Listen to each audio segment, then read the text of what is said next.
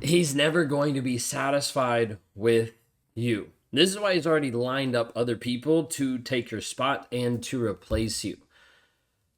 Several years ago, my wife got to the place where she realized I wasn't changing. I've been modifying my behavior, I've been showing up in different ways, but I wasn't actually changing. I wasn't actually transforming from the inside out. So there was this one particular day that she spent some time at home and started packing her bags. There have been times before that she'd done this and I didn't really think anything of it. I was like, she's not going to leave. It's not going to be that big of a deal. But she actually kept going. She kept packing her bags. She packed up the car and she got ready to leave. And there was this piece where she got ready to walk out the door and I wanted to stop her. And I was like, no, please don't go.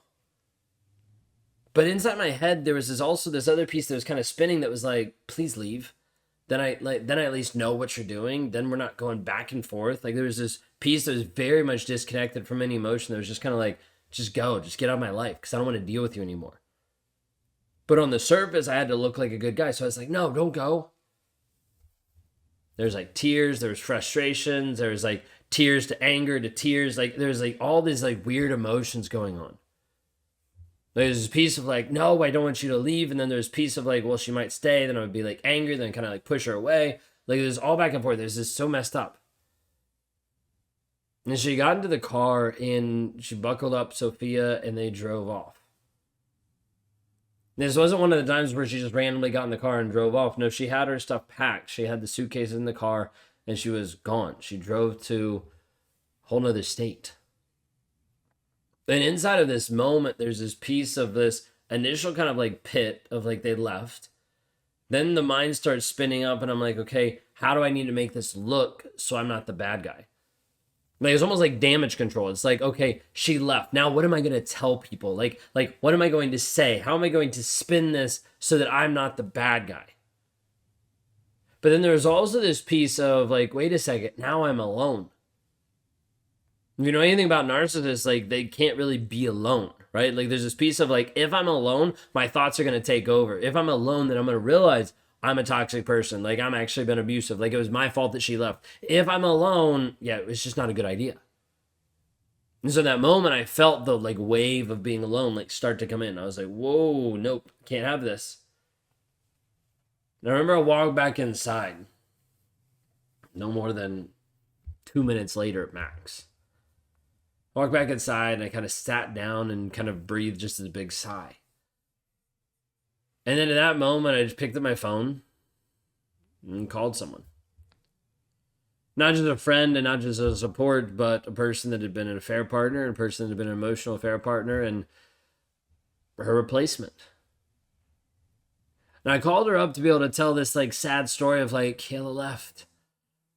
And so it was like invoking this like emotion on the other side of the phone where she was like, oh my gosh, I'm so sorry. But then it was also invoking this connection of like, you know, we have a connection here. Like there's an emotional piece here. There's a connection piece now that we had from the affair, but also now we actually have because now you're my emotional support person. Because I reached out to her right away. Like in the first like 10 minutes of my wife leaving, I was on the phone with another woman. So I didn't have to be alone. So I didn't have to deal with that. Later on that day, I met up with that person. To be able to talk, to be able to communicate, to kind of be like, woe is me, to play this whole victim role. Because I didn't want to be alone. Being alone meant I had to actually deal with the simple fact that my wife left me. Because of how I showed up, because I wasn't showing up as a man, because I wasn't showing up honest, because I wasn't showing up vulnerable, because I wasn't actually showing consistent change. My wife left me, and as a result, I had to go find someone else so I didn't have to be alone. So I called someone else up, got together with someone else. I say this because you need to understand that the guy in your life isn't sitting at home worrying and stressing about you leaving him.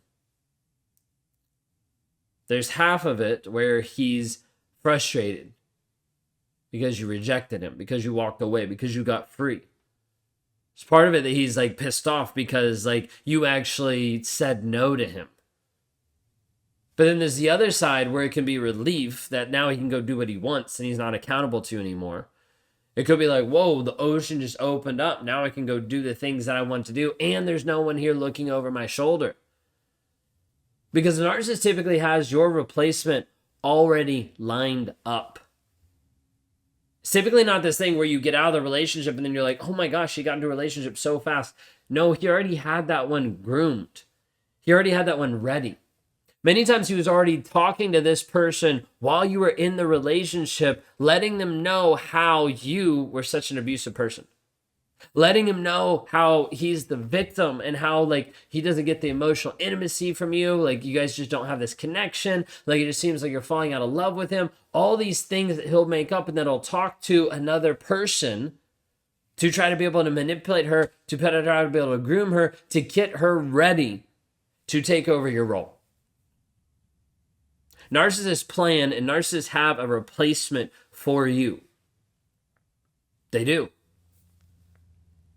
There's not this piece of like, well, let me just let her leave and then I'll just be alone. It's like, oh, let me make sure I have someone so I don't have to be alone. It's like I said, there's a piece of like, if I'm alone, then I have to sit with my thoughts. I have to sit with my feelings. Can't do either one of those. I'd have to sit with the fact that I've been abusive. I'd have to sit with the fact that she left me. I'd have to sit with the fact that I am wrong. Can't do any of that. So as a result, I have to make sure that I have a replacement. So I don't have to think about it. Narcissists aren't these people that are like looking back and being like, what was the cause of why she actually left me? What was the reason of what actually happened? No, narcissist is like, hey, let me find another one so I don't have to actually acknowledge that that shit even happened. Let me box it up so that I don't have to be this way. Let me just hide and compartmentalize and throw it to the side so that I don't have to actually acknowledge what's actually going inside. So as a result, I got really good at compartmentalizing a lot of shit. I got really good at like saying, oh, this is my relationship. Let me box it up and just push it to the side and be like, yeah, that's not over there. That's not an issue. That's not something that I have to deal with. So let me just put it to the side so I don't have to acknowledge the fact that that actually happened, that she actually left me, that it wasn't anything else except for the fact that I wasn't showing up honest. I wasn't showing up truthful. And so as a result, I start to just have backups, have multiple people that I can call, that I can text, that I can interact with, that I can make sure that I'm not alone. And I can actually spread out the stuff that's going on. I can make it feel better to myself because I'm the victim, because I'm the person that she left me, that I got abused, that I tried and she wasn't willing to work on it. All of these stories to be able to tell other people to produce this sympathy, this empathy for me so that I don't feel bad about myself. Do you see how narcissists do this? They spin stories to try to make you feel sorry for them. They spin stories to make you feel like, oh, you poor thing, let me be in your life. Let me help you. Let me support you. No, that's him not showing up as a man. That's him not actually being like, hey, let me work through my stuff with my wife.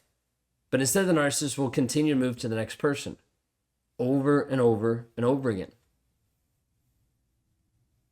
The process of actually changing this thought process was one of the most painful pieces I've ever been on. Because it had me actually having to go through a mental process of letting go of the affair partner, letting go of the person in my life, and actually going back to my wife. With narcissists, this pretty much hardly ever happens. Because once a narcissist has painted you as a bad person, they typically can't unpaint that. They typically can't change you back to being like, oh, you're a good person now and I love you. They've already had to sell themselves on this alternate reality. You're an awful piece of shit. And as a result, never going to be with you. Like you were abusive. So I had to leave you and I had to go to this next person. Like there's all these stories and they typically won't get honest with themselves enough to actually admit that they're stories, that they're lies, that they believe. So in doing this process, I had to work through actually changing my mindset, rewiring what I believe. Because I wanted to believe the fantasy. I wanted to believe the fiction, which is why I had replacements. Did your narcissist have a replacement? Maybe he's already replaced you and now you're wondering about your worth. You're wondering about your value. Maybe he's already replaced you and you feel like, what was I, like chopped liver? Like how did he replace me so fast? Because you don't want to admit that he might not care about you. You don't want to admit that this is how he's actually wired. You want to view the good in him so you can feel better about yourself. Wake up. You have an opportunity to view it in the truth and the reality so you can actually heal. Versus you spiraling out thinking, well, I don't have any worth. I don't have any value now because he's with another person. No, you actually have value because you actually left.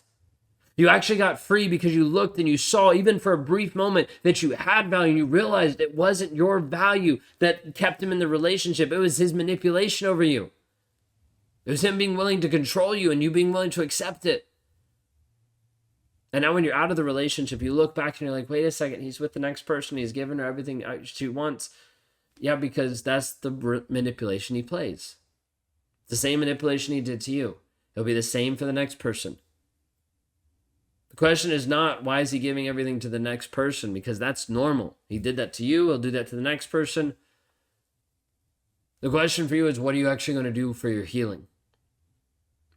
Because we can focus on him. We can focus on the next supply. We can focus on his replacement of you over and over. But guess what? That won't heal you, won't help you, and it won't move you forward in your development. If you're a woman that's been trapped in a toxic relationship and you're ready to actually find freedom, click on the link below. rawmotivations.com/breakthrough to see how we help people go from trapped to freedom today.